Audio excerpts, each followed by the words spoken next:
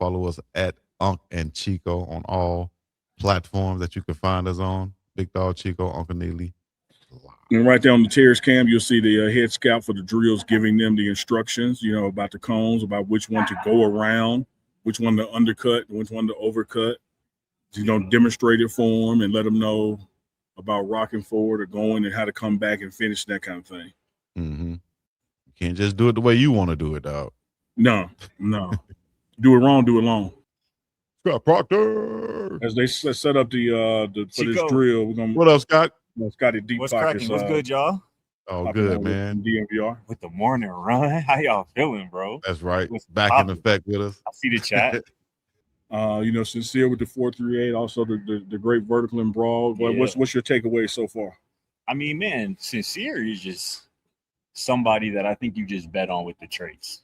I think it's going to be an NFL team that gives him an opportunity just because of the things that you can coach, right? The height, the speed. That 438 he ran would have been a top 10 time at the NFL Combine this year amongst receivers. So that's real speed to go along with that 6'5" frame. He obviously flashed it a few times this past season, being a vertical threat. But a few other guys, man, I think Reggie looked good. A few other guys. Caden was flying. Ivan Yates is flying around. So it's cool to see. I mean, 28 NFL teams here is not nothing. I ain't nothing. No, when you talk about 28 teams and no Heisman Trophy winner, no Johnny Unitas Award winner, coming off a 3-9 season, when you put all that in the pot and you got 28 here, you got something special. I was telling Chico that I named a couple of guys. I want to get your thoughts on them. Who are my Cameron Silman Craigs, and here's what I mean by that. Okay. They're my guys that forget draft. If they just get a camp invite, they're not leaving. And when I look at Sincere's metrics, when he gets somewhere, he ain't leaving. Right. When I look at Wade's athleticism and football IQ, if he gets there, he ain't going nowhere. Am I predicting him to go 4th round? No. Right. But when they get that camp invite, they're gonna be just like Cam. They're gonna stick there. McNeil. Yep. I would throw in Xavier Hill because of the versatility too. And did you see his body change? Yeah, he looks different in the best way possible. You know what I'm saying? Yeah. He got up too. He was really explosive. I didn't see what his vertical ended up being, but he got up there for somebody his size. So I can see Xavier Hill again with the vertical, and just his versatility, being able to play either guard spot, play some tackle. Big boy, right? Yeah. 30. Yeah. Like, to put that in perspective, French jumped to 30. Yeah. JB jumped to 30. Yeah. Wow. Like that's explosiveness right there from a big fella. So and you compare him to another big boy, Chrysler jumped 20. Yeah. That's and when I saw him yesterday in the elevator, I was like, man, he looks like he got ready for this. He looked like he took this offseason very seriously, which you love to see. That's what the scouts want to see too. Yeah. And you see a big boy jumping 30 like that. Like when I saw it live, I said, "Look, he probably could dunk a basketball. 300-pounder can dunk is impressive."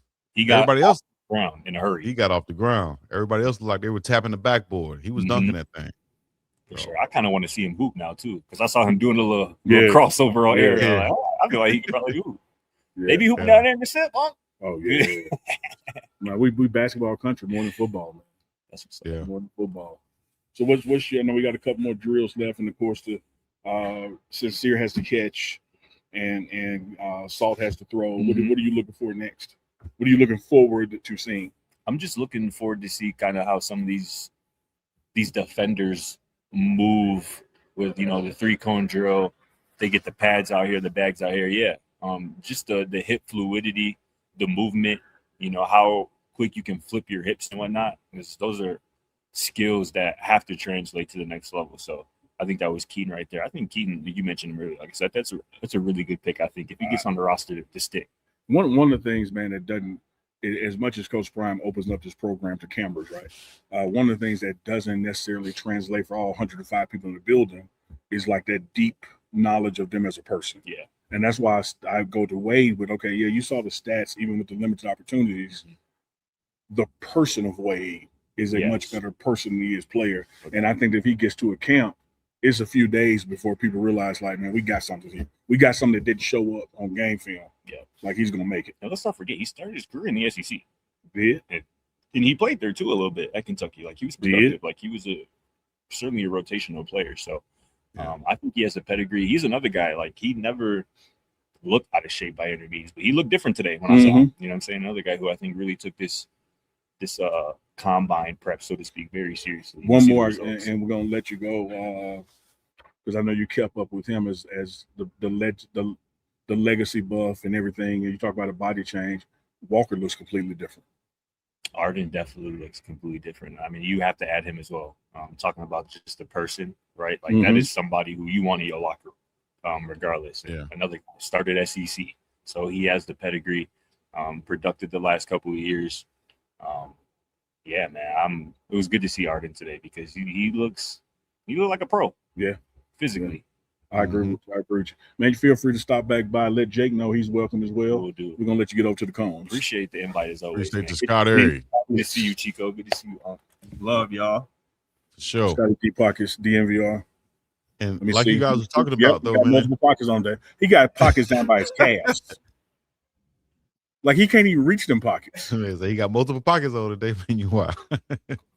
I was going to say this, though. Like, when y'all were talking about Keaton Wade and those pass rushers, Arden Walker also, those specialist type positions on the outside as a pass rusher, premium, like, teams are looking for those guys because they don't come just a dime a dozen, good pass rushers. You can have fast guys that are not able to rush the passer or get off blocks or have any type of skills to block shed and like you saw Sapp doing all of this stuff and people thought it was a game. No, dog. You got to have hands. It's technique. Yeah, that's technique.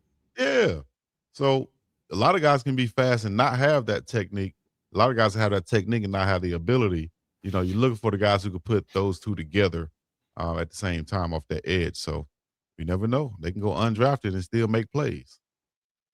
Yeah, Coach Marv calls it eyes, hands, feet. A lot of tactical people call it alignment, assignment, technique, but it's still the same three parts of it. Where am I lined up at? And am I lined up properly? What is my assignment? Like, what is my to-do list here? And then how do I go about that to-do list? And you have to have all three of those things in a play for it to be successful, because you can line up in the right spot and you could be about the business of the job for your play. But if your technique is off and you don't get past your man, like, you got to have all three phases of it. And when you look at, some of these guys' stats, like I said, you have to remember that's with a lot of limited playing time, they produce those numbers. And if they can get to a camp, people will see, like, oh no, this dude is better than what these stats say. Yep. Like, he just didn't have the opportunities. If you look at those 40 times, you see a guy like Sincere running 4.3, does that automatically, from when you were a scout and when you were there, Senior Bowl and whatever, what does that automatically do right there? You see a guy runs 4.3 and he's 6'5". Bells go off, whistles go off, alarms go off. One thing about all this information and data that's being gathered here on behalf of the NFL, at some point on one of those iPads over there, somebody types in that number and hits enter. And when they hit enter, it goes to everybody in the world who makes decisions based off information. And you better believe once they see that, they started Googling and they started pulling up Colorado film. They started doing research. Because when you look at the metrics, the height, the wingspan, and the speed, okay, now that alone, you're going to get opportunity. Let me see what how much of a raw product I'm working with. And then you realize, oh man, this dude was coached by Jason Phillips, who already sent us 4 people. Like, let's don't forget that. Like, he's coming from a tree that's already sent us, 5 people, and count Zay Weed. He's already sent us 4 people. So that's going to give him a deeper look in the opportunity. But first and foremost, man, height, speed, wingspan. And then when you go look at those 50-50 balls he can come down with, he's going to somebody's camp. Yeah.